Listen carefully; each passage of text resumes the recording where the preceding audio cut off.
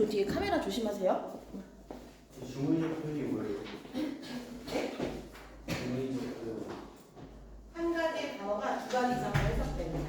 자, 이게 뭐예요? 뭐 지금 알려드릴게요. 자, 바꿨죠? 자, 바꾸세요. 친구랑 바꿔. 옆으로 바꿔. 이렇게 앞뒤로 바꾸고, 그다음에 승훈이랑 미나랑 바꾸고. 승훈이랑 미나랑 바꾸고, 미나랑 가연이랑 바꾸고. 그 지금 가연이로 바꾸나? 그래요, 쓰세요. 근데 잘 안 나올 텐데. 선생님 이거 다른 거 빌려줄게.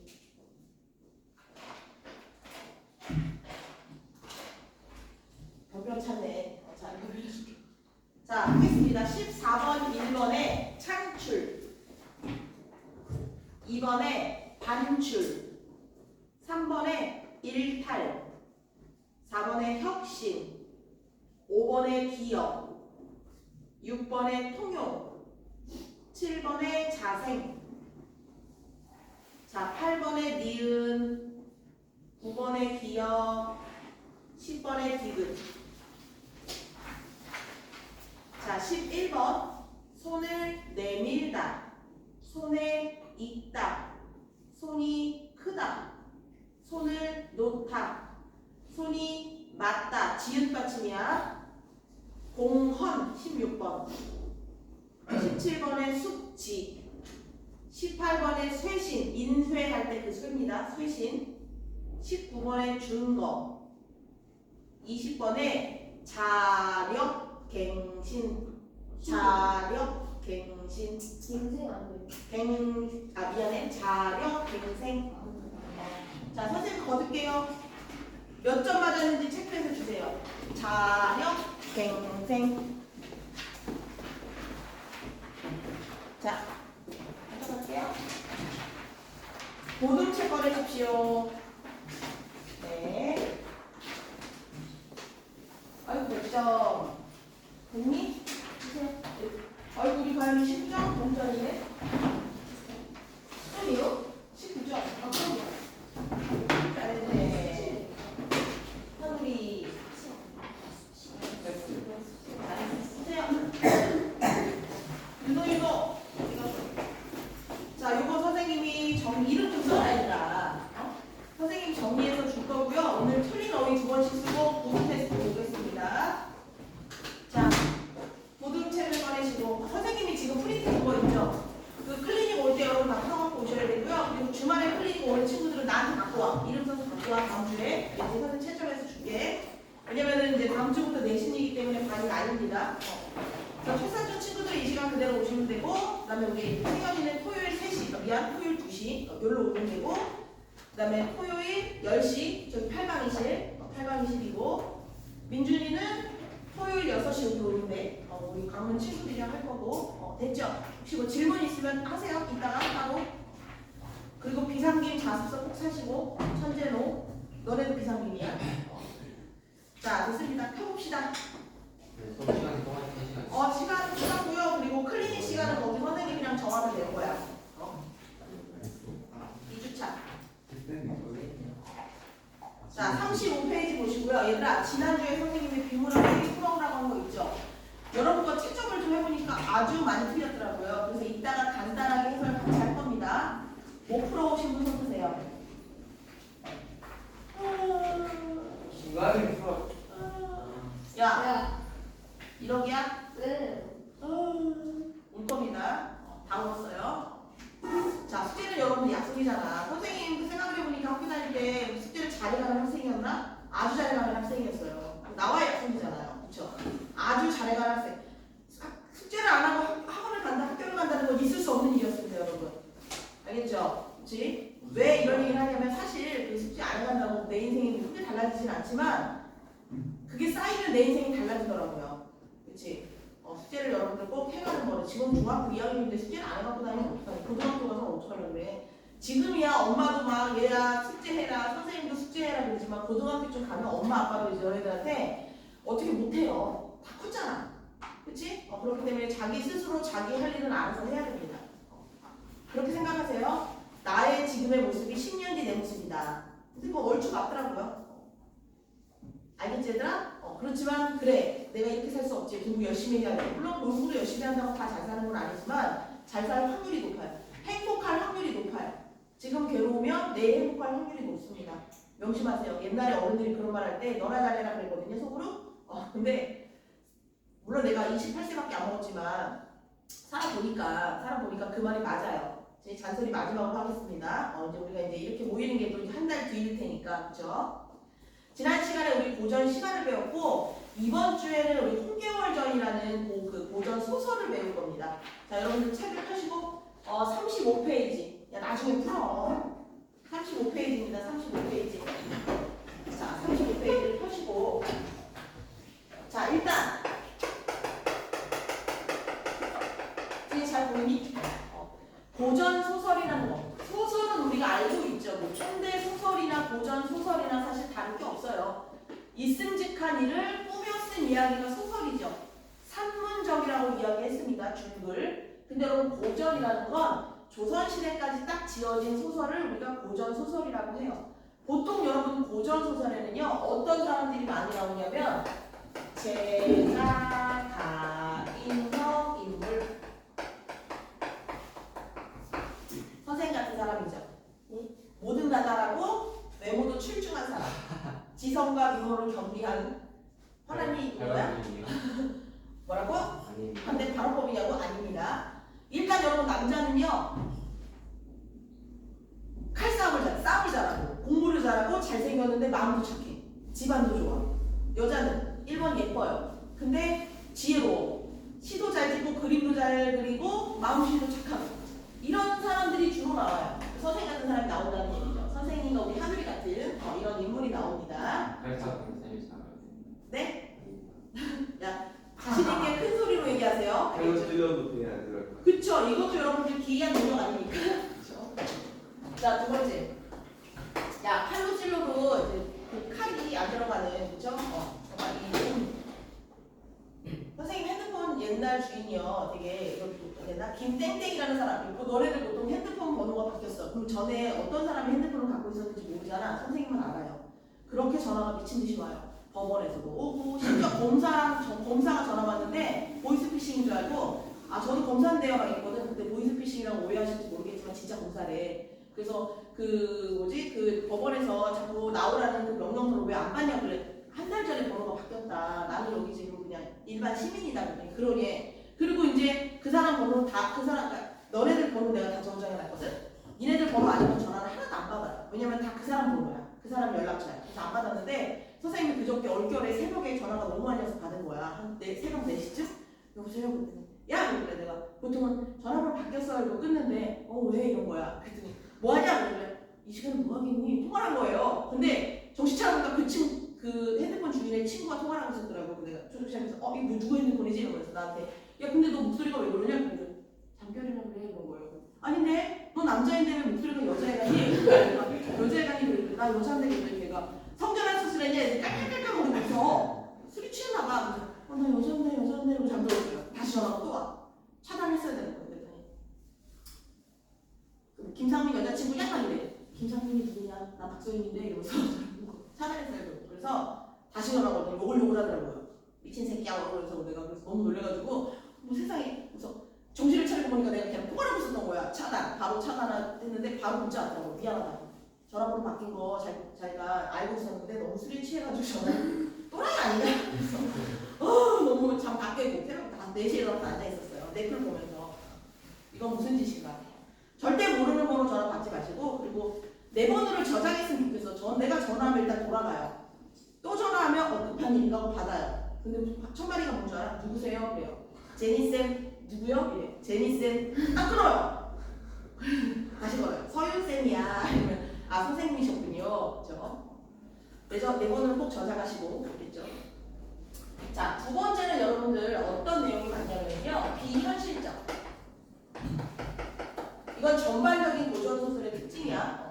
비현실성이라는 건 뭐냐면 배경 자체가 용궁이라거나 또는 무슨 저승이라거나 아니면 하늘에서 사실은 원래 선녀였는데 잘못을 저질러서 땅으로 내려왔다거나 아니면 도수를 부린다거나 그렇죠. 이런 것들이 비현실성이야. 현실에서 있을 법한 일이 아니야.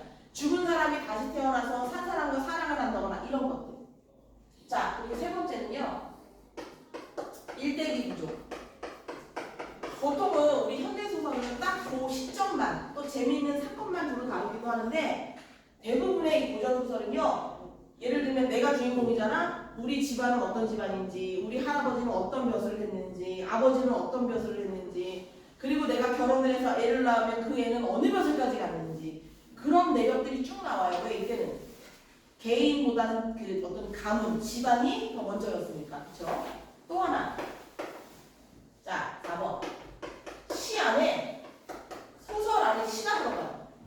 그러니까 막 이렇게 소설 줄거리를 얘기해 주다가 남녀 주인공이 서로 시를 주고받는다거나 아니면 혼자 쓸쓸한 마음을 시를 짓는다거나 이런 식으로 중간에 시가 들어가는데 얘는 보통 인물의 심리를 드러내거나 앞으로의 사건 전개 그리고 주제를 전하는 등 다양한 역할을 합니다. 다양한 역할. 자, 이 정도가 여러분들 고전 소설의 가장 큰 특징이고 마지막으로 주제 그리고 구성도 되게 단순해요. 역수행적 구성 이런 거 없고 시점도 그냥 전지적 작가 시점이라고 보시면 돼요. 시점이라는 얘기가 쓰였던 게 여러분 1920년대 정도의 시점이라는 개념이 나왔지 그 전에 그런 게 없었어. 그냥 썼어요.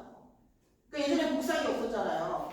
복사기가 없었지. 그럼 사람들이 다 손으로 썼단 말이야. 글을 쓰다가 너무 화가 나면 자기 생각도 못 넣어요. 그리고 이거 마음에 안 들면 막 고치기도 해요. 왜? 사람이 직접 필사했기 때문에. 그래서 이본이 많은 거야.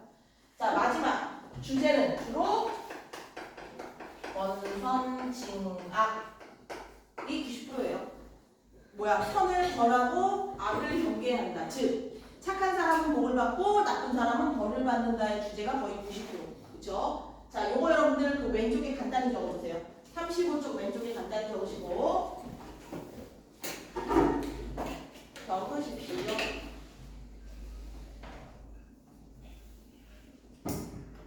볼펜 없어? 저요? 한우리. 네. 빨리 적었네.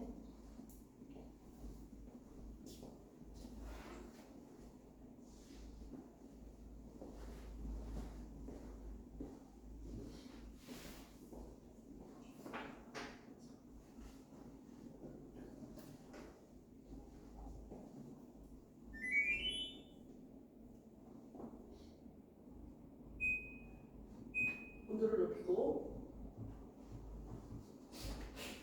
온도를 높이면 이렇게 안 추울 거야. 막대기가 아니라 일대기예요?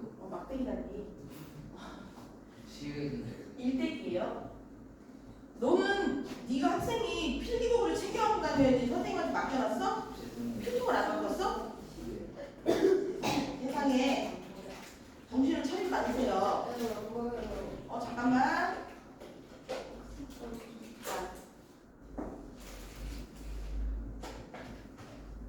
자, 빨리 적으세요, 얘들아. 허리요. 자, 홍경월 들어가겠습니다. 어저께 이거 설명하다 시간이 너무 오래 걸렸어. 다 써서 지워도 돼? 빨리 적어. 가연이 다 썼니? 네. 안 보여요. 너 혹시 지우개로 맞아본 적 있니? 이렇게 맞아본 적 있니? 선생님은 없어요. 왜요? 누가 날 때리겠니? 안 아픈 거죠. 다 썼어, 이거야? 안 들려? 이거 써도 돼요? 뭐? 써. 지운다? 중의적 표현이 무슨 뜻이에요? 야, 너 지금 문제 푸는 거야? 아니요. 하나의 단어나 문장을 두 가지 이상으로 해석하는 걸 중의적 표현이라고 합니다. 중의적. 자, 35쪽 보세요. 빨리 할게. 자, 일단 여러분 홍계월은 여자입니다. 여성 영웅 소설입니다. 그래서 조선 후기에는 여러분들 이렇게 여성 영웅 소설이 많이 등장했거든요. 그 등장한 이유는 여러분 사회문화적 그 상황과 무관하지 않겠죠. 병자호란, 그러니까 임진왜란, 병자호란을 거치면서 너무 많은 조선들이 피해를 입었는데 그 중에서도 제일 힘든 건 여자와 아이와 노인이겠죠. 왜 힘이 제일 약하니까. 그래서 더 이상 지배층들을 믿을 수 없다. 니네 남자들 못 믿겠다. 그리고 너네들만큼 우리가 더 능력이 있다. 이런 걸 좀 보여주고 싶었어요. 여성들의 위상이 그래도 조금은 올라간, 완전 지금처럼은 아니고 그래도 조금 목소리를 낼 수 있는, 아니 그런 사회문화적 상황이 좀 있었습니다. 여성 주인공인 홍계월의 고행과 무용담을 담은 작품이다. 여성 영웅인 홍계월의 일생이 자 밑줄 쳐. 유리 뭐하니? 밑줄 치세요. 홍계월의 일생이 영웅일대기 구조에 따라 전개된다. 자, 영웅일대기 구조 너무 중요하죠. 잘 보세요. 영웅일대기 구조. 자, 영웅일대기 구조라는 건 여러분 영웅일대기 구조라는 것은 첫 번째 적으세요. 그냥 일반적인 그런 집에서 태어난 게 아니라 주몽 같은 경우에는 여러분 신의 아들이죠, 그렇지? 근데 주몽 해모수랑 그죠? 유아의 아들이잖아, 딸이라고 할 뻔했는데 아들이잖아요. 그래서 혈통 자체가 달라. 근데 이제 조선 후기로 와서는 이제 사람들도 의식이 깨 있으니까 뭐 신의 아들이다, 뭐 아래서 태어났다 이런 거 이제 안 믿죠, 그렇지? 벼슬이 높은 또는 집안이 되게 좀 그 뭐 약간 귀족 집안인 이제 이런 것들로 바뀌어요. 고귀한 혈통. 두 번째, 비정상적 출생.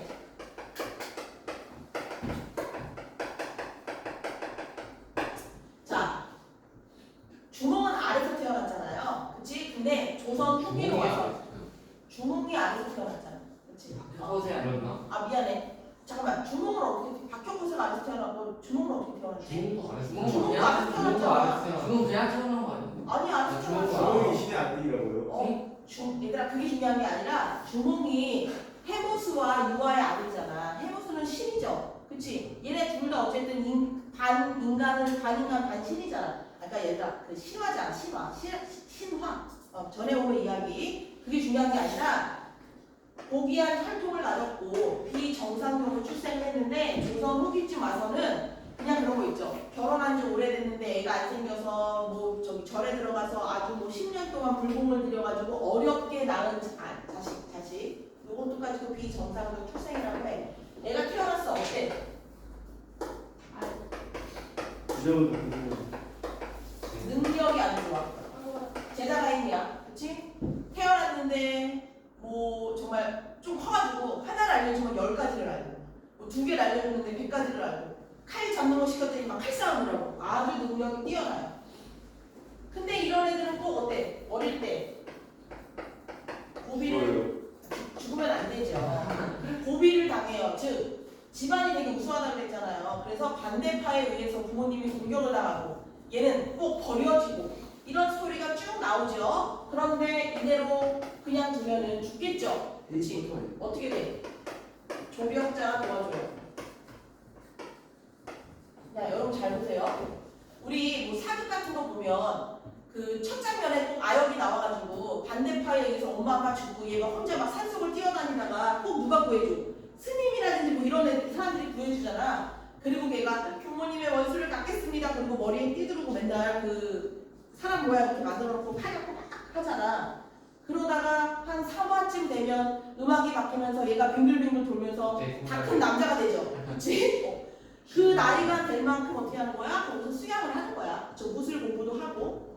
그래서 항상 그렇게 꼬맹이가 이거 들고 막 하다가 빙글을 돌면서 남자애가 그러면 꼭 우통을 까고서는 이거 하고 있잖아요. 그렇지, 좀 더 커지면서 이거 하고 있잖아. 그래서 어떻게 하는 거야? 부모의 원수를 갚을 만큼 능력을 키운 거야. 그렇지? 조력자의 도움을 받으면요 꼭 어떻게 되냐면 커서 위기를 당하는데 이 위기는요 국가의 위험이에요. 국가의 위기. 국가 위기. 국가가 공격을 하는 거. 아니, 국가가 위기를 당해서 내가 나가는 거야. 내 능력을 발휘할 수 있는 거지. 예를 들면 오랑캐가 쳐들어온다든지 옆에 나라가 쳐들어온다든지 그러면 이제 다 큰 내가 나가서 처치하는 거지. 그래서 어떻게 돼? 승리해요. 그래서 임금에게 높은 벼슬을 받고 또 예쁜 여자랑 결혼해서 잘 먹고 잘 살았다더라. 대부분이 해피엔딩입니다. 해피엔딩. 이해됐어? 무슨 말인지? 자, 요거 적으시고 아주 중요한 개념이니까 꼭 알고 계셔야 돼요. 내 책 어디 갔니? 없다. 자, 이제 진짜 시작할게요.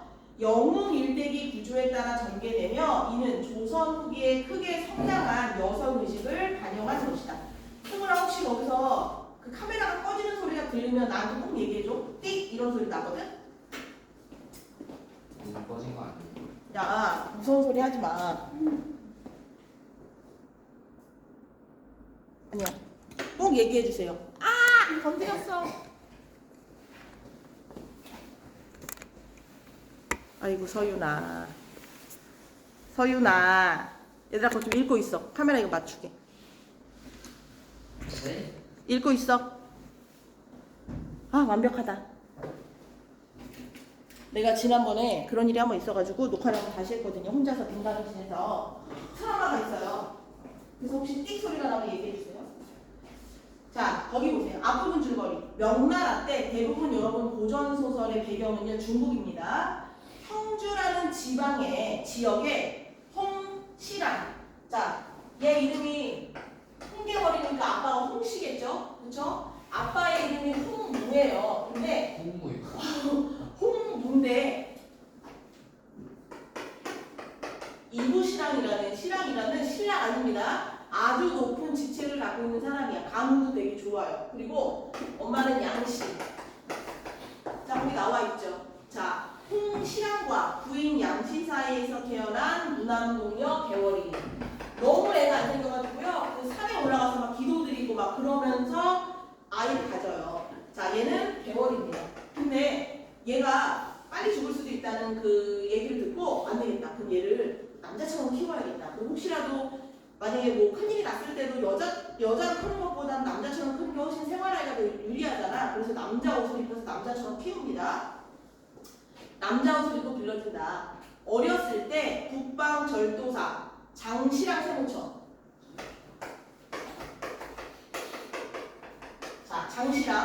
자 장씨랑의 반란으로 아버지와 헤어지고 수적 장맹길로 인해 물에 던져져 어머니와도 헤어진다.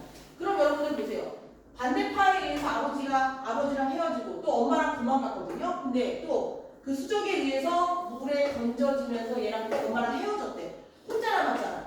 어릴 적 실연이네. 그치 어릴 적 보기. 지금 실연 당한 거야.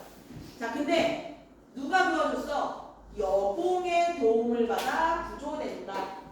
여봉은 여러분들 훗날 개월이의 시아버지예요. 조력자라고 적어. 여봉 옆에다가 조력자라고 적으세요. 조력자. 그래서 여봉이 개월이를 데려다 키우는데 여봉에게도요 보국이라는 아들이 있어. 그럼 얘는 여보국이겠죠. 여보국. 네, 보국이. 근데 여러분 잘 보세요. 얘 원래 이름은 개월인데 지금 남자 옷을 입고 있었기 때문에 남자인 줄 알아서 얘 이름을 평국이로 불러요. 평국이. 홍개월과 평국이는 동일 인물. 그래서 둘이 형제처럼 지내요. 형제처럼 지냅니다. 자, 근데 문제는 뭐냐면 형제처럼 둘이 지내다가 과거 시험을 치는데 얘는 1등, 얘는 2등. 그럼 얘가 대장, 얘가 부대장이겠죠. 그치? 이렇게 된 거야. 오케이, 여기까지 괜찮아요? 근데 거기 보세요. 평국 동그라미 쳤죠. 여봉은 개월의 이름을 평국이라고 붙이고, 평국이도 체크하세요. 동그라미. 개월이 평국이 같은 이름이야. 같은 사람. 자, 동갑인 아들 보국이는 세무쳐. 여보국은 세무. 공부를 시켜 둘 다 과거에 복지하게 된다. 서번과 가달국 반대편 그 국가가 중원을 침범하자 개월이 원수로 나갔다는 건 여러분들 대장이라는 뜻이야. 그러니까 잘 들어. 개월이라고 하든 평국이라고 하든 원수라고 하든 다 개월이야. 그치? 개월이. 보국은 중군장. 얘는 중군장. 이름으로도 부르다가 또 사회적 지위에 맞는 직책으로도 부르다가 이게 이 호칭, 지칭이 달라지면서 어떻게 되냐면 조금 혼란스러워요. 과연 평국이는 누구일까? 이걸 잘 기억하셔야 돼요. 자, 어쨌든 개월은 원수, 보국은 중군장으로 출정하여 전공을 세운다. 전쟁에서 공을 세운대요. 이때 평국이 병이나 진맥을 받던 중 여자인이 탄원하고 사실을 알게 된 천자는 보국과의 혼인을 중매한다. 갑자기 산으로 가죠. 자, 천사는 아니 형제처럼 지내는데 그러니까 사실은 평국이가 이제 남장을 하고 다니면서 이제 전쟁에 나갔잖아요. 근데 이제 너무 큰 공을 세워서 천자가 몸이 아플지 모르니까 그 궁에 있는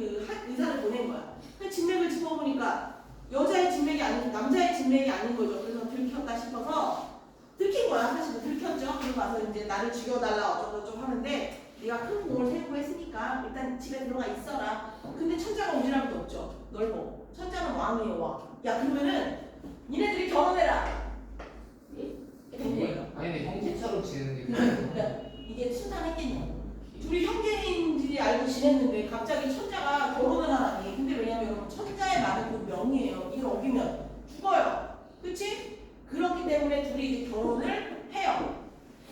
갈등이 많겠죠. 왜? 집안에서 누가 높아? 이때는 남자. 조선시대잖아. 남자가 높은데 사회에 나오면 얘가 원수잖아. 대장이잖아. 이것 때문에 갈등이 아주 심해요. 그러다가 여보국이가 좋아하는 여자가 있어요. 영춘이라는 철이에요. 철. 딱 또 여자가 있어. 아니 생각해봐. 형제처럼 알고 지내는데 결혼한다고 그 마음이 생기겠니? 그렇지? 무슨 말인지 알겠죠? 그래서 좋아하는 여자가 있었는데 얘가 약간 좀 거만해요. 이 남자를 믿고 그 둘이 결혼했는데 한국에 이렇게 쓱 지나가는데 다리 입고 앉아가지고 이렇게 인사한 거야. 그래서 죽여버려요. 네? 어? 아니 진짜 진짜 죽여버려요.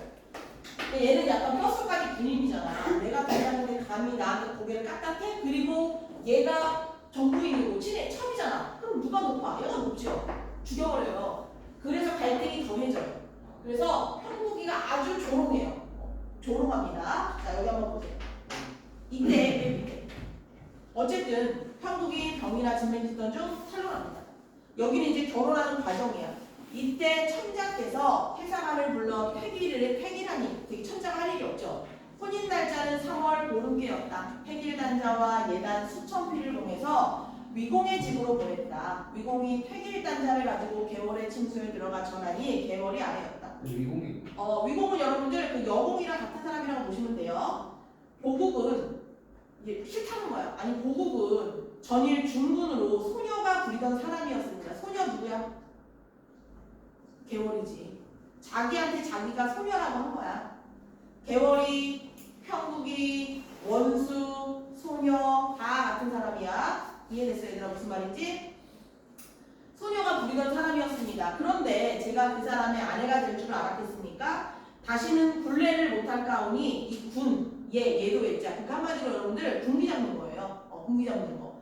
굴레를, 그러니까 군의 어떤 예의를 갖추면서 그 영화 같은 거 보면은 그 군인들이 다 무장하고 나와가지고 뭐 이런 거 하고 막 이런 거 하잖아. 그치? 이제 그걸 하고 싶다는 거야. 굴레를 못할까 하오니 이제 마지막 굴레를 차리고자 합니다. 이 뜻을 천자께 아뢰어 주옵소서. 마지막으로 한번 힘을 써보겠다는 거죠. 그치? 위공이 그 말을 듣고 즉시 천자께 아뢰니 천자께서 바로 군사 5,000명과 장수 수백여 명에게 갑옷과 투구를 갖추고 깃발과 창먹을 갖추게 하여 원수에게 보내셨다. 그 원수는 누구? 개월이, 형국이. 개월이 여자 옷을 벗고 갑옷과 투구를 갖춘 후 용공황월, 용, 드래곤, 용과 공황이 새겨진 도끼, 무섭죠. 옷, 여자 옷을 갈아입고 다시 군복으로 갈아입고 한 손에는 용과 공황이 그려진 도끼를 들고 수기를 잡아. 수기는요 손에 쥘 수 있는 작은 깃발이야. 얘들아 적어. 용공황월, 용, 공황이 새겨진 도끼. 태윤아, 용, 공황이 새겨진 도끼. 용과 공황이 공황 새 있죠 새. 두 개가 다 다 새겨져 있어요.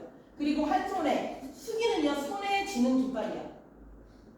한 손에 도끼를 들고 한 손에 깃발을 들고 행군하여 별궁에 자리를 잡았다. 그리고 군사를 시켜 보국에게 명령을 전하니 왜? 보국이 빨리 오라고. 근데 이미 둘은 어떤 사이야? 결혼을 약속한 사이죠. 그치? 근데 보국 입장에서 가고 싶겠어?